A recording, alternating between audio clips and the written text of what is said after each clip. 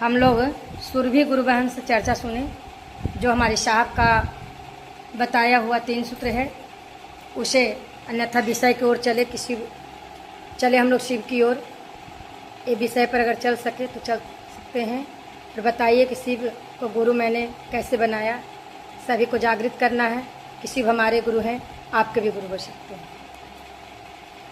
श्री शिवाय नमस्तुभ्यं। शिव गुरु हरिंदर भैया द्वारा शिव गुरु का 3 मंत्र दिया गया है और सभी को पालन करना चाहिए। और हरिंदर भैया ने हमें 3 सूत्र का पालन करने के लिए जो दीक्षा दिया है, सबको पालन करना चाहिए। पहला में दया मांगना, दूसरा में चर्चा करना, तीसरा में नमः शिवाय के जाप करना। बाजार हाट कहीं भी जाना है तो शिव गुरु का चर्चा चलाना है और कहीं भी उनका चर्चा चलाना है कि वो हमारे गुरु है, हमने उनको गुरु माना है, आप भी उनको गुरु बनाइए। वो सब पर दया करने वाले दयालु हैं। उन्होंने हम पे दया किया है, आप पे भी दया करेंगे शिव गुरु। और उनका नमः शिवाय का जाप करना है। अगर रुद्राक्ष का माला है तो 108 बार रुद्राक्ष के माला पे नमः शिवाय के सांस लेते समय नमः और छोड़ते समय शिवा का जाप करें। और नहीं समय है, अगर उंगली के हाथ पे आपा जपा का भी जाप कर सकते हैं। अगर समय नहीं है तो 5 मिनट या 11 बार 21 बार आप नमः शिवाय का जाप कर सकते हैं। सांस लेते समय नमः और छोड़ते समय शिवा। अब हम कुछ चर्चा एक कहानी रखना चाहते हैं जो शिव गुरु के महिमा को दर्शाता है। एक लड़की थी जिसका नया शादी हुआ था।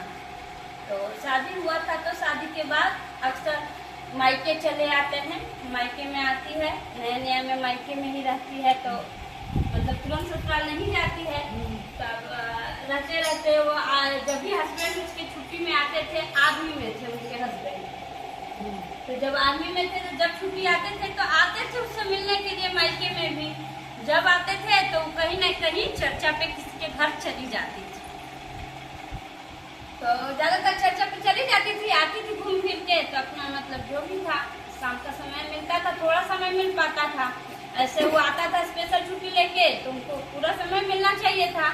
तब घर अब जाए छुट्टी काट के तो माँ पूछे उनकी कि बेटा गया तो बहू कैसे बोली बतियाई, घर में रहती थी, क्या करती थी, हाल समाचार बहू का पूछे। तो वो बोला कि मम्मी घर पे तो रहती नहीं है, शाम में आती थी। तो बस ज्यादा उतना बातचीत नहीं हो पाता था, शाम में दिन भर तो इधर उधर रहती है। तो ऐसे करते करते आवल नहीं चाहे, बोले कि आए बेटा, जब तुमको समय नहीं दे रही है, गाँव में घूमते रहती है, उसको यही लगता जब इतना दिन पे छुट्टियों आता है और तुमको समय नहीं दे रही है, तो एक काम करो, छोड़ दो उसको, वहीं छोड़ दो, मायके में ही छोड़ दो। 7 साल। ये घटना ये नहीं है कि कहानी किसी का सुना हुआ कहा जा रहा है, ये घटना गया का ही है और एकदम सच्चाई घटना। 7 साल उसको छोड़ दिया। तो गांव भर सब बोलने लगा कि आपकी बेटी को छोड़ दिया है, तो नहीं होता तो खुदे पहुंचा लाइए। बाप चाचा को इंसान भी अगल बगल के तो सब जगह तो एक ही इंसान है कि ना वो लोग लेने आ रहा था, नहीं होता था, अपना ही पहुंचावा, घरवा बेटे के तो बस जातो ना। तो वही पहुंचाने तब बोली कि नहीं जाएंगे। लड़की बोली कि जिस सम्मान से हमको वो ब्याह करके ले गए थे, उसी सम्मान से लेके जाएंगे, आप चिंता मत कीजिए।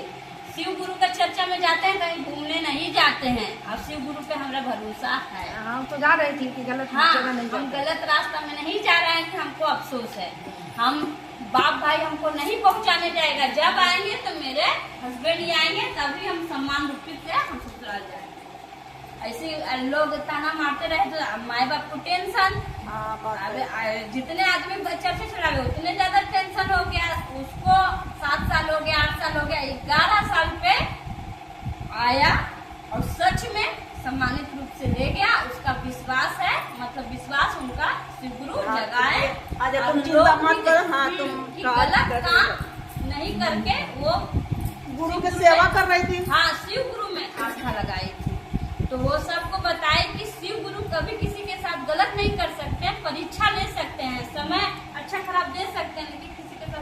नहीं कर सकते। हमारे गुरु शिव बहुत ही दयालु हैं।